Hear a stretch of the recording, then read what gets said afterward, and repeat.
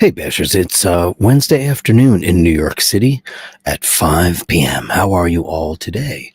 Let's see who's in the room to start. Of course, we've got the incredible Andrew Wolkowicz, who's always here and always the first to start us out with a bang and give us a little bit of love.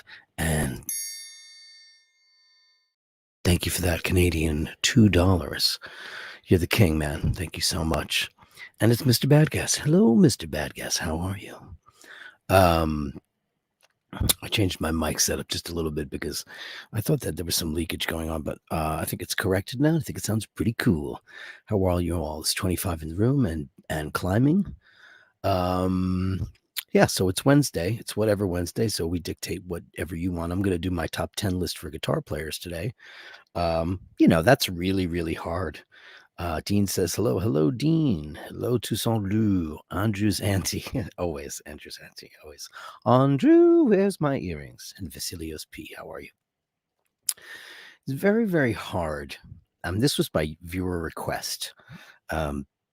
Everybody's favorite Harry Sicilian, Mr. Scuderi. He is the guy that gave me the idea for this. He goes, "Oh, you always talk about, you don't talk about music enough and you're so involved in all that stuff. How about a top 10 list of your favorite players, bands, etc.?" So I decided to do a Musicians Week because I thought that would be really fun. And listen, by no means is this list the best, because the best is subjective. People have, if you ever see the top 100 guitar players on Rolling Stone, it makes you want to pull your hair out because they'll put Kurt Cobain in the top 5 guitar players, and he was like an amateur at best guitar player. Cool, yes. A big rock star, yes. But great, one of the greatest guitar players, no. The best drummers, they put like Meg from the White Stripes, which is just bananas for them to do that. Listen, it's always going to be Hendrix and Jimmy Page and Jeff Beck and Eric Clapton. It's always going to be those guys. Are always going to be in the upper echelon. Stevie Ray Vaughan. None of those guys are on my list because you know what? None of them are my favorite guitar players. I appreciate all of them. I respect all of them, but I don't enjoy all of them. I actually, like I was saying last night, as much as I enjoy Led Zeppelin and listen to them, Robert Plant's certainly not one of my favorite singers. He's just not the kind of singer I gravitate towards. Beautiful, yes. Great singer, absolutely. One of the guys that set the tone for the rock standard, for sure. That whole band did. But for me, my money's on John Bonham and John Paul Jones in that band. Jimmy Page, great guitar player. But, sloppy as fuck. But that was part of his charm, wasn't it? And he was a top studio musician before he was in Led Zeppelin, which is crazy. I guess that's before the drugs set in and the booze and God knows whatever else he was doing. So it'd be interesting to think what you think. I mean, these are just the guitar players that do it for me. The ones that, and I'm a big fan of guitars, as you all know. My guitar players tend to either move me emotionally or had a big impact on my rock trajectory, so to speak. They're the ones that, and listen, I love Yngwie Malmsteen and all those self-indulgent players too, but just because you can play a million miles an hour is not going to do it for me. I like guys who play for the song. I've always been a fan of guitar players who really care about the structure of the song and want to add the best melody they possibly can to a song to make it even better. And some guys just want to showboat. Something guitar players, it's very hard for guitar players to take their ego. It's like singers too. There's an old expression in the rock world. It's called LSS or LSD, lead singer disease or lead singer syndrome. Like lead singers won't, carry a trap case or a road case. They won't help you, load the gear. They're prima donnas, and they exist. They definitely exist. I was never one of those guys. I lugged shit up the stairs or down into the bowels of whatever club we were playing in. We once played in this club in Hamburg, Germany, and it was like 3 flights up this narrow staircase, and we had a crew, but we had like a very short time to get the load in. So I remember everybody pitching in, and it was taking these giant drum cases up a giant's like this, and it wasn't like a wraparound. It was straight up 3 floors, and it was super narrow. And we did it, but there are prima donnas out there. But guitar players, they, for the most part, the ones on my list, not so much. Maybe a couple. Most of them are the guys that are the atmosphere, the guys that they want to make the song even better. So yeah, that's my story. It'd be interesting what you think I'm gonna say. Scotty Lord H says, or is it Bastards? I think it's Bashdards. I would say would be correct, right? I want to give a shout out to my Patreon Pantheon. It's Jim Lassick, Sam Led Consulting, Andrew Wolkowicz, Go Moto Soto, Nick Sisto, Complicated Time, Fergal McDermott, Nathaniel Hannon, Dana O'Malley, who is in town, Lord H, and Dean McKenzie. Thank you all for being part of my Patreon world. It's growing, and I thank you so much because it's really helping out tremendously, especially now that it's been really ugly in my world. Laverne, not feeling so good today. Got fluids. It looks like it's going to be a daily thing. Turns out she has an enlarged spleen, and we don't know what's causing that. It was a pretty shitty morning. Probably I took one of those. I took one like it's a drug. It is a drug. I had one of Dana's chocolates because I've just been so kind of crap today over the whole thing. It was another early morning visit to the vet and getting fluids and a B12 shot to make her feel better. And yesterday she couldn't have been better. I posted all. I was like, it's Eureka. It's a miracle. It seems like the second day after she gets fluids, she feels like $1 million, jumping on the counter and sitting on her box and just being herself. And then it wears off. And it kind of did that. So anyway, I'm not going to dwell on that. Interesting, Mr. Bond. Good evening, Dirk.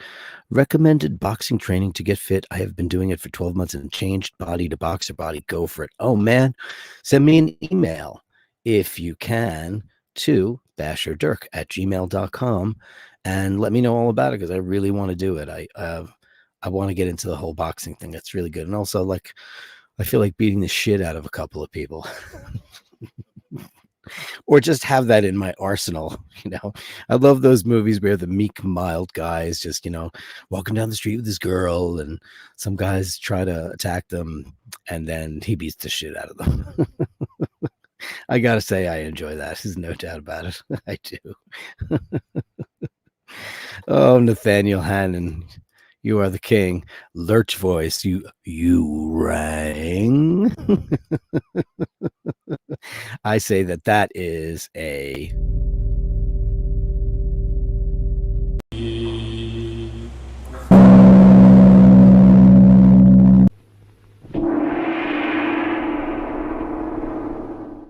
I think that requires more than one super chat. Thank you so much.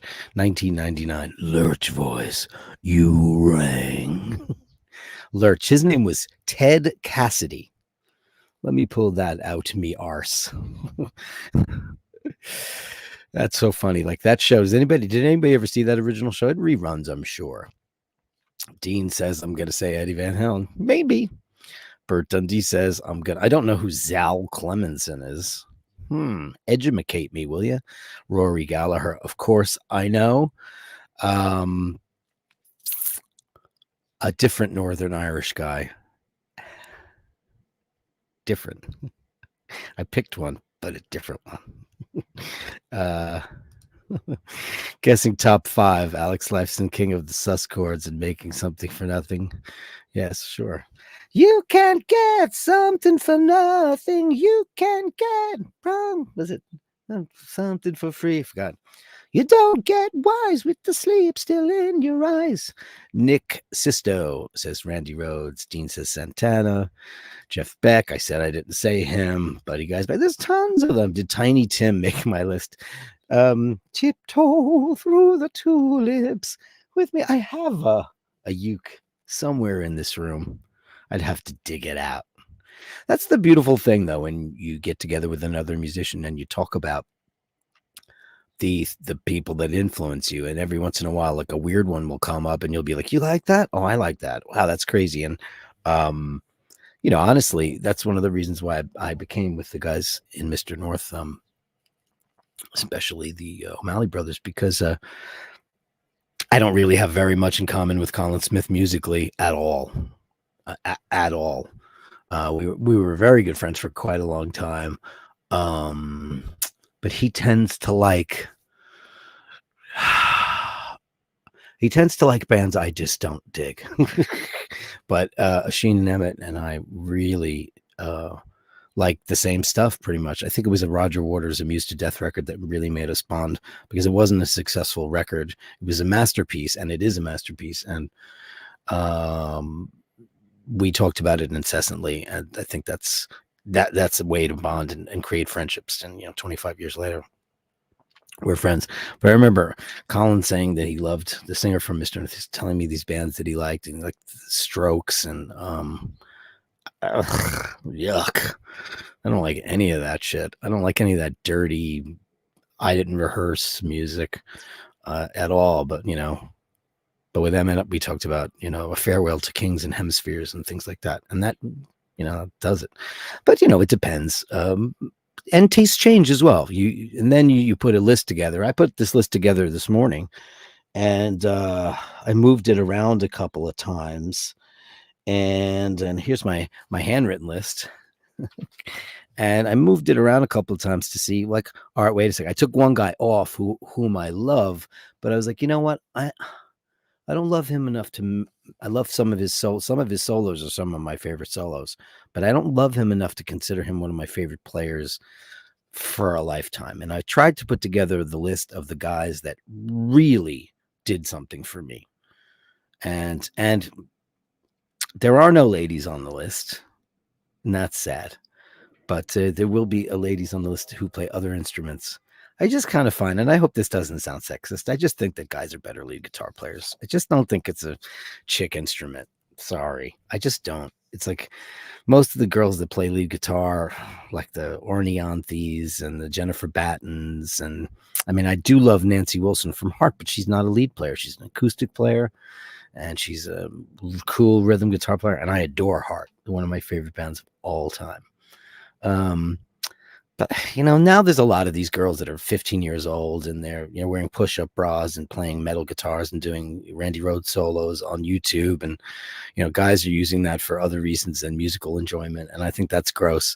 But I think YouTube is making better musicians, because instead of having to pay for all these lessons, what you're doing is you're watching all these how-to videos, and kids are learning how to do things faster. Like, I remember going on there a while ago, like, I can't do all that raking, arpeggiated shit. I mean, I could if I sat in front of a computer and did it all day long. But I remember thinking, oh, let me go check out a lesson. And I went and I learned how to do it, and I got it, but I would have had to have sat and practiced it, which I don't do, because that's not my job, man. But it's a lot easier for people to accumulate the acumen. It's a lot easier now. There's just so many how-tos and tutorials on YouTube, which is fantastic. And we didn't have that. You had to go to a teacher, a private lesson. There was no, this is instant. You want to learn the solo for something? If you read tablature or charts, you can just boot up the Chordy or any of these online websites and get the chord chart for it. Boom. It's right there. Sometimes if I want to learn something real quick, I'll just go to Chordy. That's my favorite one. And, they'll just show you the whole thing. And that's great. And it's really easy to pick it up. But in our day, it was more. And then that's another thing too, I think, because a lot of the guys that came up in my era weren't like, schooled per se. So they were more feel people. And then they later on got schooled, but they started out playing from the heart and the soul. And then they got the, rudimentary chops together and learned the circle of fifths and all that stuff that makes music, et cetera, et cetera, et cetera. So, yeah. So, who is Nels Cline? Is one of my favorite guitarists that's playing now. Rufus, I have no idea who that is, but educate me, because I like to know. Andrew says, where's my drummer? Fucker, you're my singer. I'll do drummers too, but that one's going to be so obvious, I think. Anybody who knows me knows who my top drummers are, pretty much. Dean says Mark Knopfler.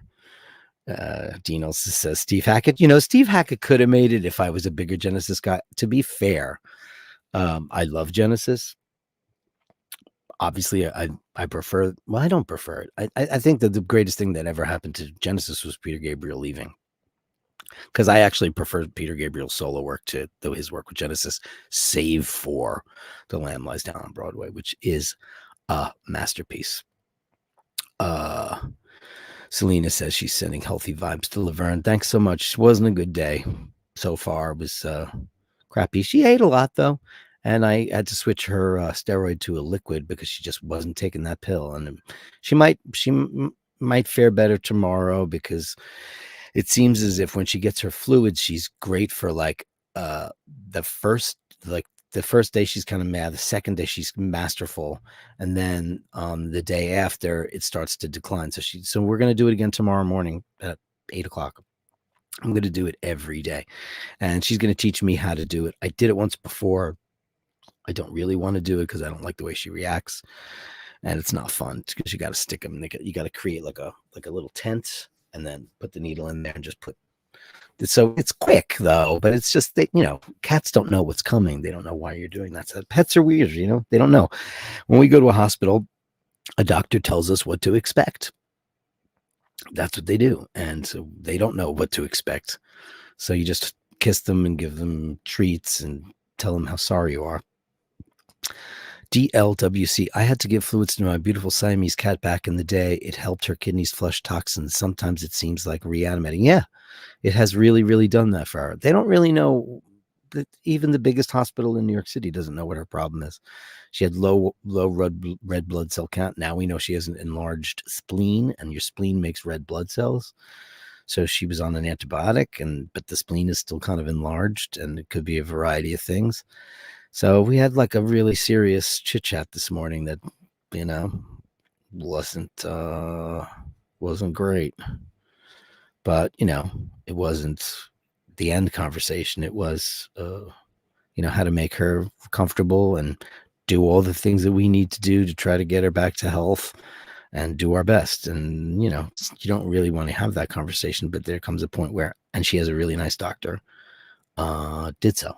So she handled it with care. I will say that.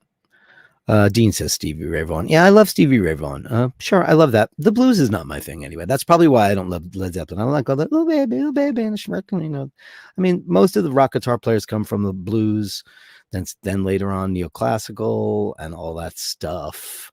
Rock and roll is based on the blues, isn't it? It really is. Yeah. Angus McKinnon Young. Is that his middle name? McKinnon. That's something I didn't know. AC/DC is not a band I enjoy. I respect them. I get it. But to me, it's just like all sounds the same to me.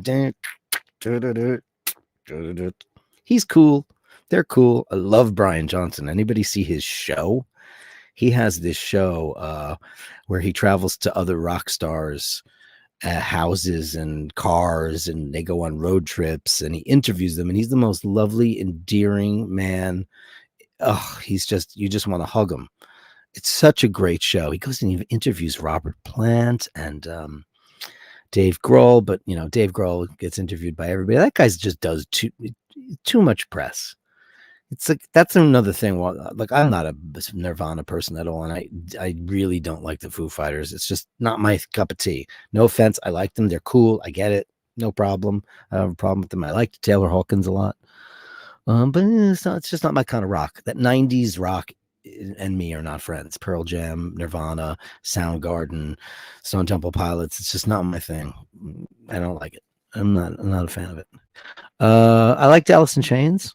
Could I say that? I did. I liked Alice in Chains. Mark in Brooklyn with his political stuff again. In 1776, we the people cleaned house. The house is filthy again. It's time for spring cleaning. The house is filthy. You know what we need? A vacuum. DLWC loves that Keith Richards sound. Well, listen, Keith Richards is by no means an excellent guitar player. He is one of the grandfathers and innovators. You don't have to be a flashy, technical, anything to be a landmark guitar player, and he is that. While the Rolling Stones are not a band I listen to for enjoyment or pleasure, they're just not. You know, I get Keith. I loved his book Life. He's a cool dude, and you know, he's got a sound that, yeah, I mean, it's undeniable. Really, truly is. Ray says Bonham. Yeah, well, probably. Al Benedetti says Richie Blackmore, and he spelled it right. Nathaniel Hannon, please say Eric Clapton makes the list.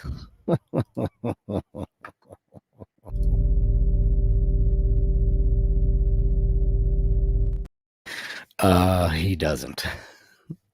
I don't get him. I don't get it. I don't know why people think he's so great. I mean, I respect him. I love his singing more than I like his guitar playing. You know, he's slow hand. He's, you know, people think Clapton is God. Cream was cool. Dirk and the Dominoes is cool. You know, he's just not the kind of guitar player that knocks me socks off. Steve McDonald with £4 99. Neil Young, Stevie Vai, and the guy from Marillion. I can only name Fish from Marillion. That's the only guy I can name out of that band. Childhood's End, right? Are some of my favorites today. Changes daily, though, and that, my friend, gets a.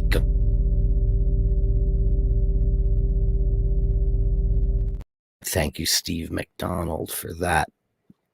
And Dean with a bunch of guitars with £1 99.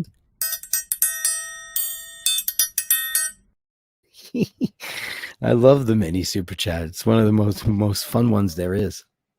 Go Moto Soto says, did you see his interview with Dolly Parton? I sure did. I watched that every episode of that show, and I absolutely loved it. And, you know, she's just so darling. Everything about Dolly Parton, she's the real deal. She's fine. I think I mentioned to you guys a while back that I went to go see her at this beautiful, the old U.S. Open. It's called the Forest Hills Tennis Stadium. And it's a beautiful decaying venue that they built like an infrastructure inside, and it's got great concessions, and the stage is beautiful. A hot, balmy summer night, and Dolly Parton, I thought it was so good. I thought she was lip syncing because she was so great. And I was right behind the mixing desk where the engineers were and the lighting director. And during the intermission, I went up to the guy and I said, "Oh, you know, wow, you're using what is that, an SSL? It would look like a giant console." And he goes, "No, it's something I'd never heard of." And I said, "Let me ask you a question. What kind of tracks are you running?"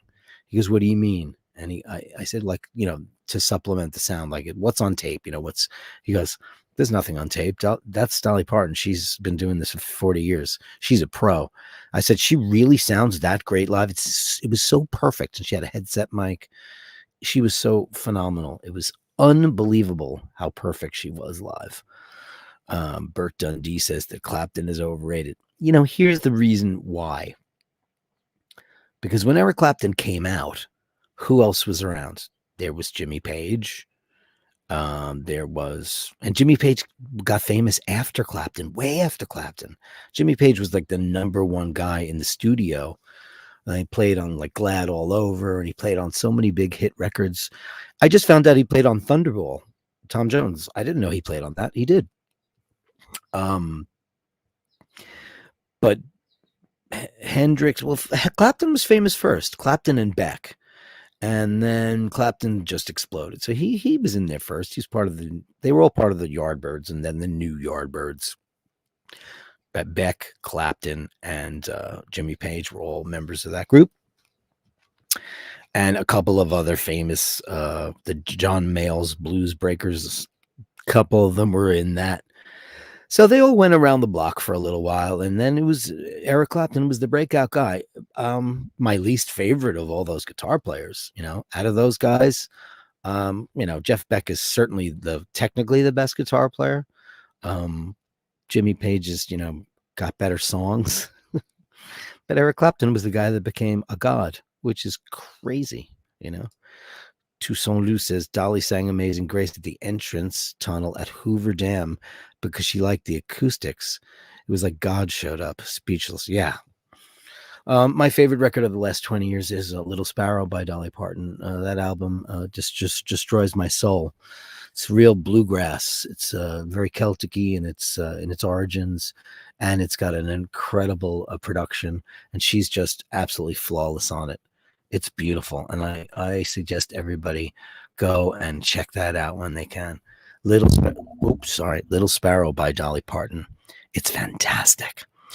So I guess we could get on with it, right? Everybody's in the room. It's light today. Everybody's working. It's Wednesday. Wednesday's like that. I don't think I mentioned before that Andrew said, I'm home, upvote everyone, and subscribe. Let's bash. Let's bash away. Let's do it. I will start with, and then you guys can just say whatever you want. So we'll do it this way. I kind of made some stuff. I'm going to hide the current channel, cancel this, and I made some fun stuff. Well, not fun stuff. As good a stuff as I can possibly make. Yeah. Did I do this? This is last. Oh, no, it isn't. So how did I start this? Okay. So the last one, that's my last one is this one, is David Gilmour. And the reason why David Gilmour doesn't have any music is because Pink Floyd are notorious for shutting down people's web pages. They will just, Pink Floyd are the worst offenders. You put any of their music online and they will instantly shut you down. I'll be shut down in 2 seconds flat. So I'm definitely not doing that. No thanks. In ninth place is everybody's favorite. Well, it's my favorite guitar player from Belfast, and that is the incomparable Gary Moore. Just forget the love we had.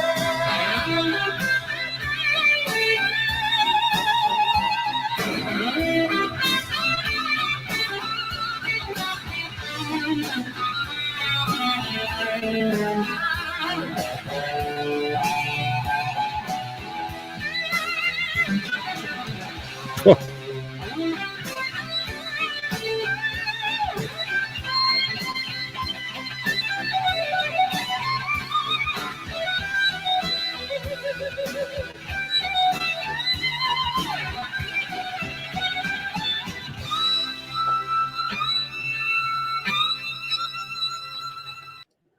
I mean, that guy is one of the most melodic motherfuckers in the history of the world. His attack, the guy plays incredible fast runs, blues licks. He's a masterful blues player, a masterful metal player, but one of the tastiest, most majestic. His melodies, and that's what screams to me. I had the opportunity to see Gary Moore about 5 or 6 times, starting in the late 80s. I saw him on his first solo tour, saw him when he reunited with Thin Lizzy, one of the greatest bands of all time that most people don't, I mean, they were famous for The Boys Are Back in Town, but there's so much more to them than that. And that's where he got his fame. But he had a very big solo career. That was a song called I'm Always Gonna Love You, which was a big radio hit in the United States. So at least he was able to make some money, but he was on hard times. And he wound up selling his guitar. Now, that guitar was a Stratocaster. It was very unusual for him because he is very identified as being a Gibson Les Paul player. And he fell on hard times. When you live big, you spend big, your debt gets bigger. So he wound up having to sell his prized 1959 Les Paul Greenie because it was originally owned by Peter Green from Fleetwood Mac. And they were friends. And I think Peter Green taught him licks when he was very, very young. And he sold it to him for 150 pounds back in the day. And he had that guitar forever and ever and ever. And he sold it. I think he sold it for $250,000. And it became a collector's. It went into auctions, and now it is in the possession of Kirk Hammett from Metallica, who, in my humble opinion, is one of the worst lead guitar players in the history of recorded music. That guy, he doesn't know modes and scales, and he always plays. He plays crazy wonky notes, and he's got a wah-wah pedal that never gets shut off. I mean, not a fan, but he's rich, and he bought that guitar for rumored to be in the neighborhood of $2 million, because Gibson Les Pauls are insanely expensive when they're from 1959, which is nuts. So yeah, so that's my guy, Gary Moore. Then some of you guessed it, Richie Blackmore, one of my favorite guitar players ever.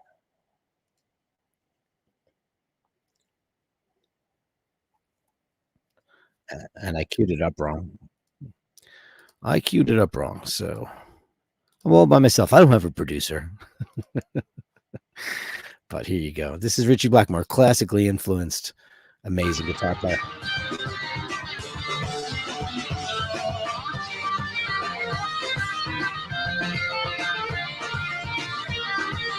Very Bach.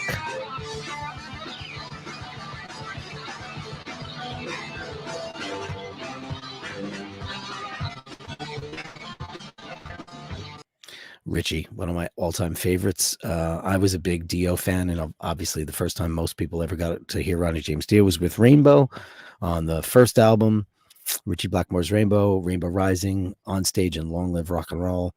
He infuses Johann Sebastian Bach and Beethoven and Mozart and all these different classical influences into his very raw guitar.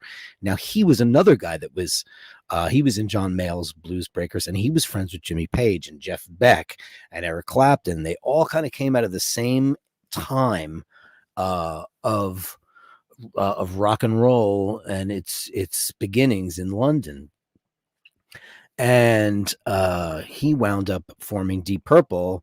And the first thing, before they had Smoke on the Water and all that stuff, they became, at one time, they were the biggest band in the world, Deep Purple.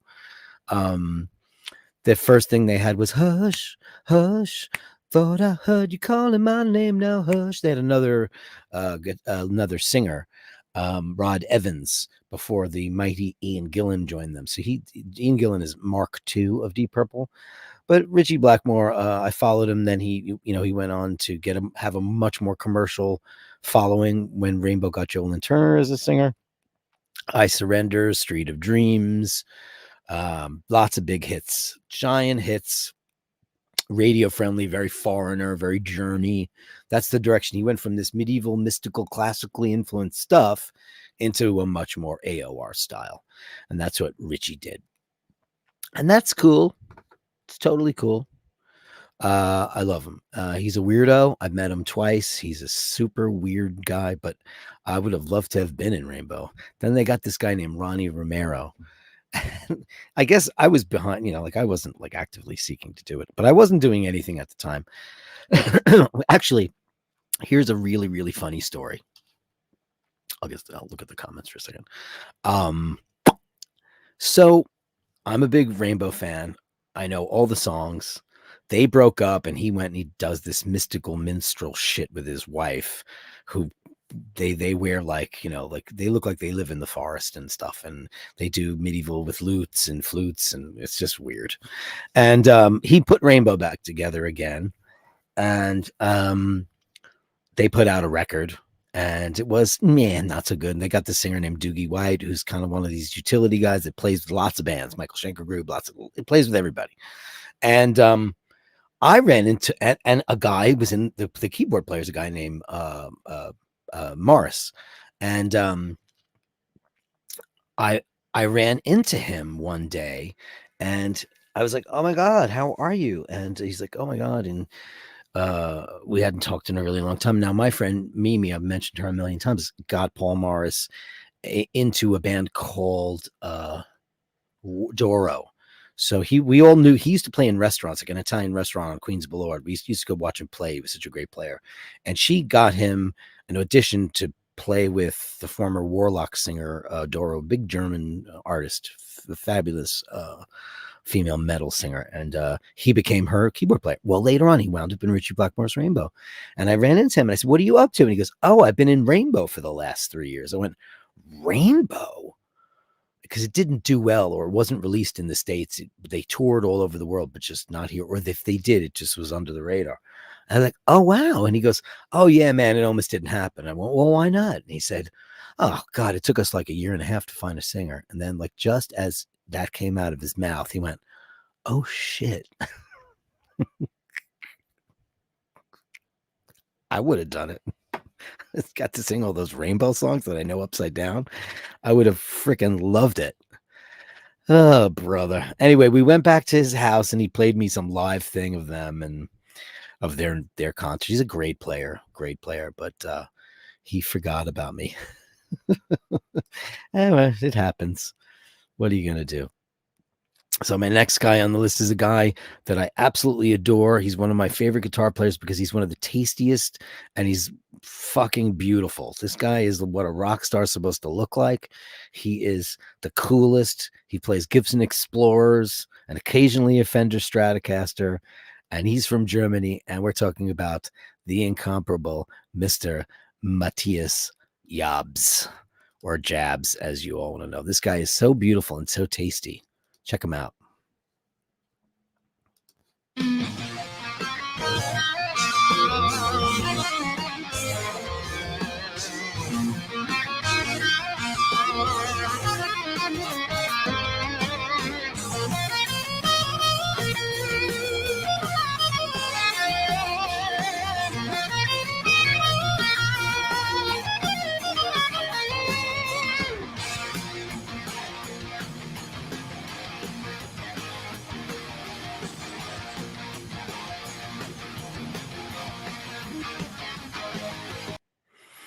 Very cool guitar player. The guy is just classical runs, blues breaks, does the talk box, does all those things that you want to go to a rock and roll show for. And plus he's like a total bang. I've never been interested in musicians, but like I can say, wow, that guy he's a rock god on stage. Absolutely love him. Eric B says, yeah, Blackmore's Night. Oof, man, it's really bad. She makes really bad. First of all, she's terrible, Candace Knight, and she's corny, and she's like a Long Island Jap. She's just like her whole stage presence is cringy, and like he's in a band now with his wife. That's the worst thing you could do. It's just the worst thing. It's just she's so Yoko. Somebody should write a song about them and call them She's So Yoko. Terrible. Anyway, thank you for that. My next guy in the list might be a little bit of a surprise for a couple of people out here, but honestly and truly, I'm not saying this for any other reason that I absolutely love this guy's playing. And over the years, he's become one of my favorite guitar players for a lot of reasons. And I am talking about Emmett O'Malley from Mr. North, Oisin's brother. Before I was friends with them, this guy had a Gibson Howard Roberts Fusion. I could tell he loved Alex Lifeson and a lot of other guitar players that I really loved. He is one of the taste meisters of the world. His wife and I were talking about, she's like, who's better than Emmett? I was like, like she wasn't asking that, like, who's better than him? She was like, what's better than him? And I said, well, what is better? I said, there's no such thing as better. There's technical, there's this, that, or the other. But my thing about Emmett O'Malley is that he's a tasty motherfucker. He plays for the song, and he's a landscape architect. This guy doesn't ever showboat. Like I said earlier at the top of the show, he just writes and plays for the song, and his tone is insane.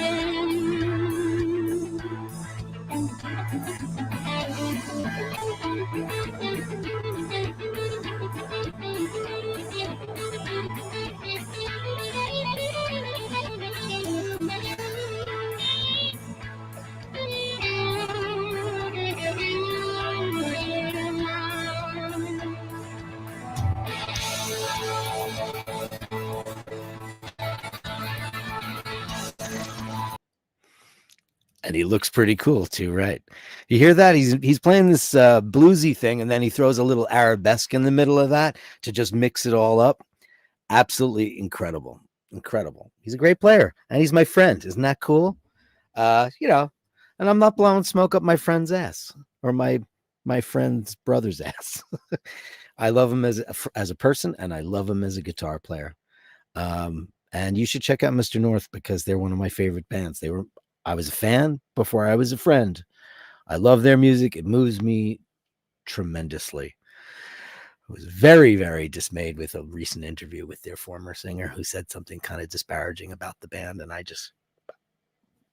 really made me feel terrible. And I think it was shameful. When bands break up, they take things with them, you know, like, listen, when my band broke up, I never said anything bad about the band or like our direction or any of that stuff. I never tried to diminish it in any way, even though I was trying to do stuff on my own. And it was ugly. It wasn't specific, and it wasn't directed at anyone in particular. It was just, ouch. Anyway, that's said and done. Emmett O'Malley, one of my favorite guitar players. Love you, man. You knew he was going to be on the list, right? How could he not be? The incredible Randy Rhoads, a guy who died at 24 years of age. What the fuck will we have gotten from that guy if he had not died in that plane crash? He was afraid to fly. The guy was afraid to fly, didn't want to get on a plane. And they weren't even going on a flight. They were doing joyrides around a house. They were staying at a plantation house, and they were all on a tour bus, and they convinced him to go up and buzz the house, and it wound up killing him. Anyway, Randy.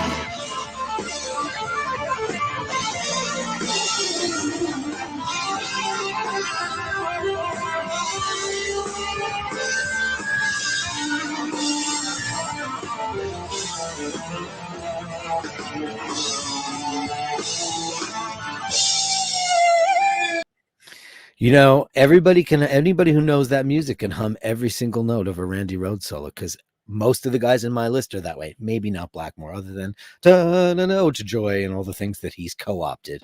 But Gary Moore, Gilmore, Emmett O'Malley, those guys really put the melody in your head and you don't forget it, and that's pretty great. And that's kind of the stuff that I like the best. The little licks, the little what is that word about? Earworms. Those little things that guitar players throw in there that it's just like a bonus. Whereas like they're playing a solo or they're playing a chordal thing, and then they'll throw a little melody in there that they repeat once or twice, then it gets stuck in your head, and you always hope that it comes back around. And Randy Rhoads was one of those guys. My next guy is a sloppy, drunken, drugged out freak who changed my life. And it's Ace Frehley. Because I was such a big Kiss fan when I was a kid, he was one of the most incredible guitar players in the world to me at the time.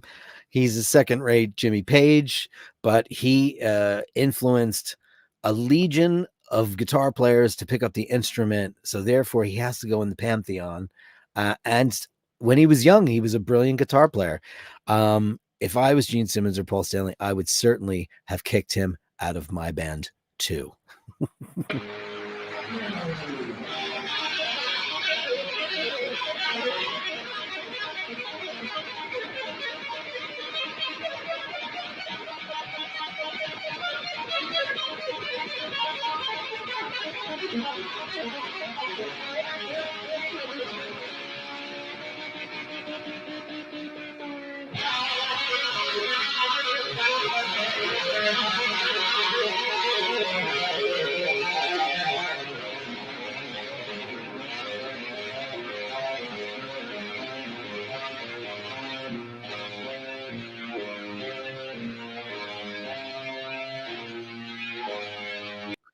Figaro.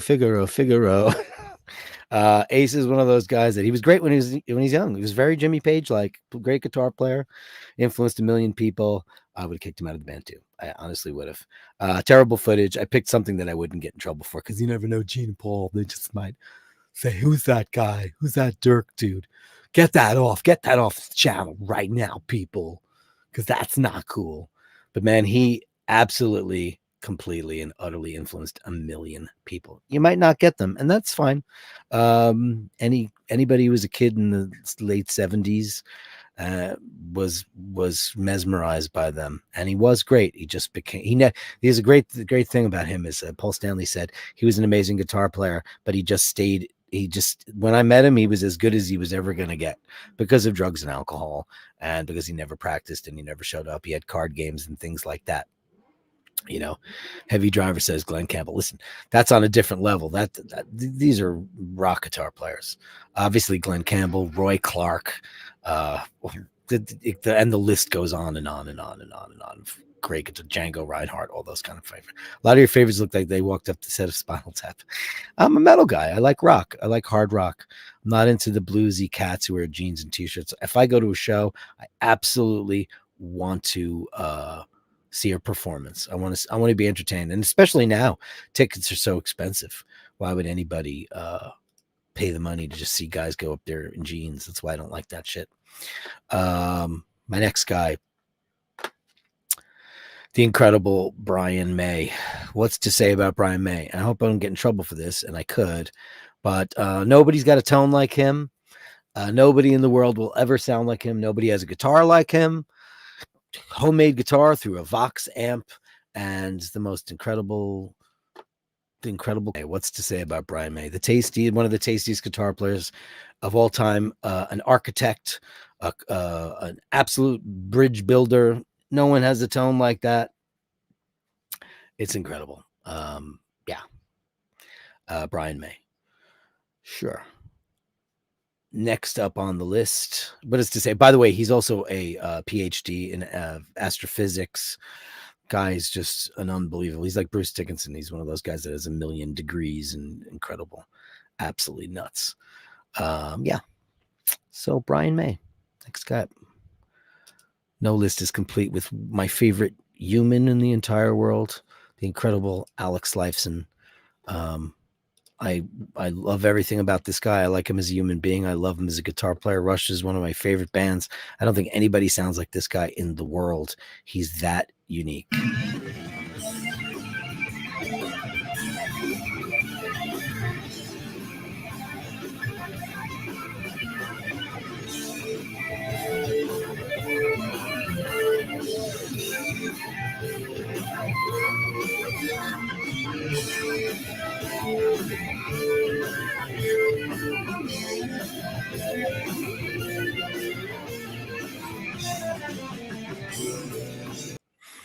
He gets to shred for a chance. He's playing with a bunch of guys up in Toronto. I think he's got a club up there, and he plays his own gigs. Sure, you know. Yeah. God tier is right. Yeah. I'm not into Eddie Van Halen, and I certainly don't like Jimi Hendrix. It's not my thing. It's not my thing. Not my thing. Eric B. Steel Panther. Hey, Satchel's a great guitar player, and they're stupid, but it's fun too. Who's your favorite guitar player, Eric B? This is a list. I said it's subjective. It's, it's just a peek into the guitar players that move me. I'm not into the blues guitar players. I'm not into the John Mayers and who's that other guy from New Jersey who definitely has a attention deficit. The guy's he's an amazing guitar player, but I'm not a big fan of what he does. What is that guy's name? Joe Bonamassa. Not a fan. Oh, your favorite is Yngwie. Okay. Were you watching the channel when I told you my Yngwie story where I almost became the singer of Yngwie Malmsteen's Rising Force, and he offered me $250, and I told him I could make more slicing bologna. Yngwie's an interesting guy. Yeah, I love Yngwie too. But I like the Jeff Scott Soto era, and I like the first 3 records, and I love the record with Joel and Turner. I love that song Dreaming. That's a great song. And Rising Force, great. Dreaming is an amazing song. Yngwie doesn't know how to censor himself. He does a lot of the same diminished minor runs. He's great though. I get it. I totally get it. I get it. But it's like too much of a good thing. It's like having too much sugar and then getting a bellyache. It's just that guy does not know when to edit himself at all. That's just how it works. And my number one favorite guitar player ever is Michael Schenker. Michael Schenker, the younger brother of Rudolf Schenker from the Scorpions, one of the tastiest maestros in the history of the world. Was with UFO, then the Michael Schenker group. I always said if I ever had a chance to join a band, it would be the Michael Schenker group. And here he is playing Captain Nemo.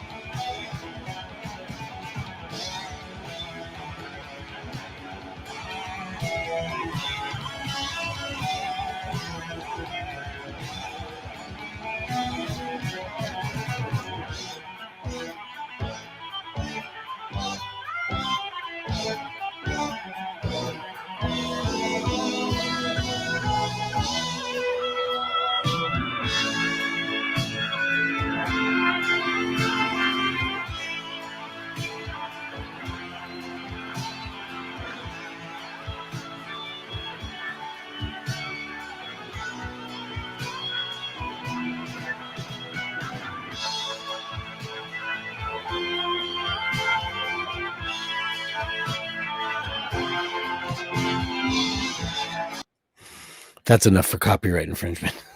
Michael Schenker, tastier than fuck, alcoholic, problems galore, lost all his Gibson guitars in his divorce, went to Dean Guitars, which are gross, and wound up back at Gibson this year. And Eric B knows what he's talking about because it's exactly right. Flying V with a crybaby wah. Here's a wah wah pedal. You go whack whack with your foot, whack whack. He keeps it half cocked to give it this. It gives it this like envelope and a JCM 800. You know what you're talking about. You know you're Michael Schenker. You knew it. You knew it. You knew it. Michael Schenker for me, the tastiest guitar player of all time. I absolutely love him. My main guys are him, Alex Lifeson, and Brian May. I like the tastier guys, but I like the metal guys too. But then there's all those other guys that just are like the guys from Steel Panther. These guys. Meh. That's not hard to do. By the way, tapping is easy. I don't have a guitar handy. Those are fake. I've got them everywhere though, but those are all fake. So yeah, that's his sound. Oh, and so hey, Eric B. Right before the pandemic on Mother's Day, I went with my friend Steve Messina, who is my band's mascot and photographer, and we went out to the Space at Westbury, and we went to go see the Michael Schenker group, and it was raining really bad, and it was empty. And he had Gary Barden. He had the Irish guy with the big hair who sounded great, and Graham Bonnet, Macaulay, Robin Macaulay. He had all three singers, and he came out on stage and he went, "Hello, my name is Michael Schenker. My brother's an asshole. He stole all my riffs. Blah blah." There's something wrong with him, but musically the show was great, but it was just so weird. He's got a couple of screws loose in his head. He thinks his brother's out to get him. He's like, he stole Coast to Coast. He stole another piece of meat from me. I wrote all these riffs. I got no credit. Absolutely ridiculous. Yeah. Bert Dundee says, do you know Chris Glenn and Ted? Well, Ted, God rest his soul, Ted McKenna died a year or two ago. And Chris Glenn, I love Chris Glenn. He blew up really big. I love that bass. I don't know what it is. He's got an Explorer bass, but it's not a Gibson. I don't know who makes it, et cetera, et cetera, et cetera. I love Chris Glenn. I love that original lineup, Cozy Powell, Chris Glenn, Cozy Powell being one of my all-time favorite drummers, as you'll probably find out. I love Cozy Powell. I love that whole lineup, and I adore Gary Barden. Love that as him as a singer. That's my list. And that's the end of that, kids. What we got here is a couple of picks, because this is what we do on Dirk Weekdays. So let's start out with Cody and Charlie, right? Let me get rid of that banner first of all, because we're done talking about you, Mr. Schenker. Let me cancel this. Goodbye. Thank you. We love you, but no. So we have Cody and Charlie. Some really cute puppy. Let's blow them up. Look at them. Look, giving each other kisses. How sweet. Beautiful. Thanks so much for that. Thank you so much. I don't know who that's from because it's from an email address that doesn't have a name on it, or does. Oh, Robert F. Thank you so much, Robert F. Oh, great. And then we have Jim Lassick, the incredible Jim Lassick, as always, looking handsome. And what is he rocking today? He's rocking a bluesy in his bourbon world. That's all bourbon, right? Looks to be to me. But he's got an impressive wine set. Look at this with his beautiful bluesy. Look at that. Look at the set of paws on that guy. Holy shit. Beautiful watch, befitting a gentleman. Fantastic, Mr. Lassick. Thank you so much. That's today's vibe, he says. I bet it is. Al Benedetti, you got a couple of shots for us, right? It's Al Benedetti. What do you got here? This is a Spinnaker. Interesting watch with a little bit of waveform. It's obviously a diver. Very attractive. Beautiful. I like it a lot. You got another shot of it? Oh, Jesus. That's the loom on that? Wow, teaching the loom game. Wow, that is best in class, my friend. My God. Wow. Wow. Looking great on your wrist. It's a manly wrist you got going on there. Fantastic. And Steve. Oh, what do you got going on for Steve? Very nice. Got some. What is this? Is this Wales? I don't know. It looks like the Welsh flag, isn't it? Right. Oh, that's how stupid I am. Beautiful. It is. I'm not wrong. Oh, look at that. Look at that word. I mean, that's obviously Llewellyn, but is it Lois Llewellyn? Medieval Prince's Court in Anglesey. Oh, that's Scotland. That's all the way up there. That's Scotland. That is not Wales. Huh. That's interesting, though. Really looked like that. Doesn't that word, Llewellyn word, look like a Welsh word? It does. It's a light Wednesday on photographs and pictures. Oh, wait, there's more. Oh, there's so much more. Thank you, guys. Let me see. There was a third one there. Yeah, there it is. Some sheep. Is that sheep? It is. Look at these beautiful things, making sweaters for everybody. Aren't you all so lucky? And Sean Lynn. Let's have a look at that. What do you got going on there? That looks like you got a Negroni Spagliato or a Negroni. You got a big orange peel in there. Very nice. With your Tudor on a NATO strap. I love it in blue. It looks great. Absolutely wonderful. Great shot, man. Thank you so much for that.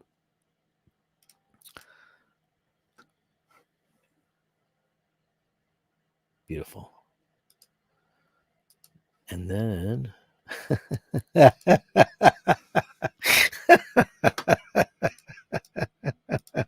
when did you send this? Did he see the show? It's from Emmett O'Malley wearing his Submariner while driving the treacherous Los Angeles highway system. He wrote, wrist shot from your favorite guitarist. You are, man. I love you to death, and you're one of my favorite guitar players, and I'm not afraid to say it.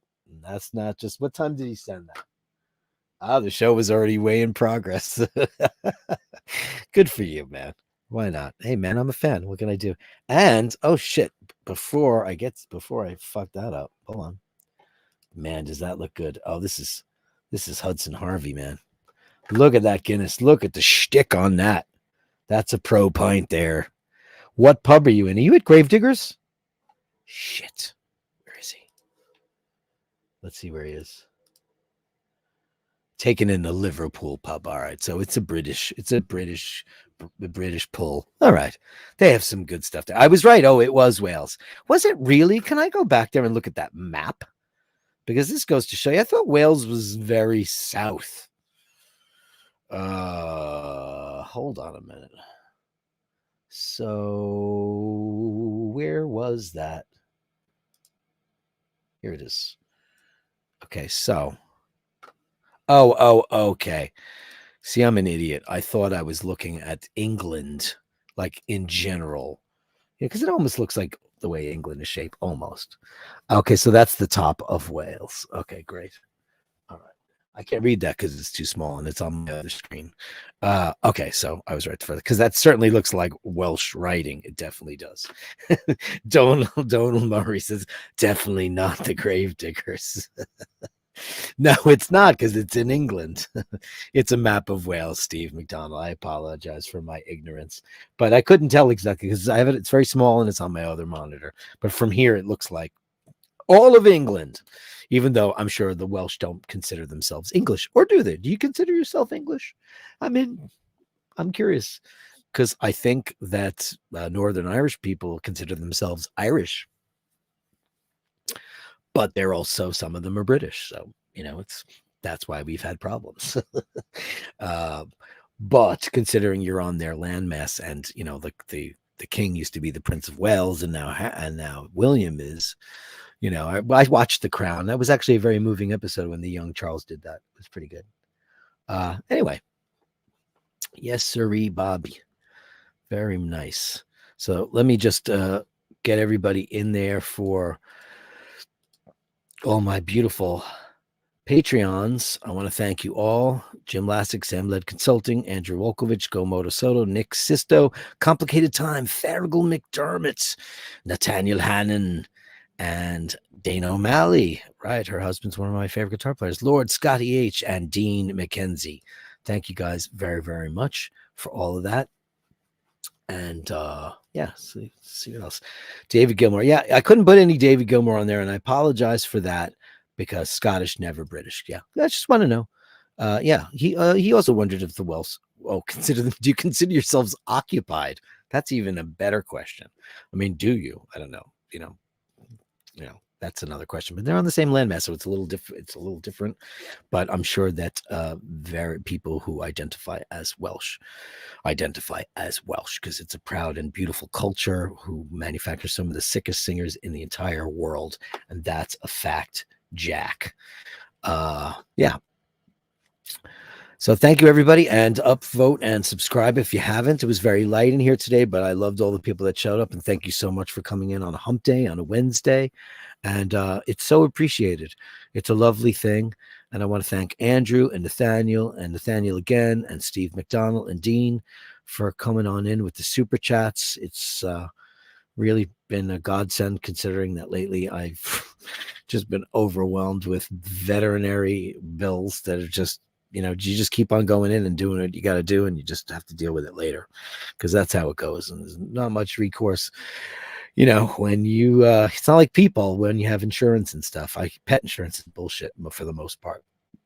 But anyway, I want to thank you all for joining on in the chat today, for being wonderful and beautiful people. I love you all. And remember to hold the door open. Remember to say please and thank you. And, try not to be a dick, unless, of course, the person that you're talking to is being a total cunt.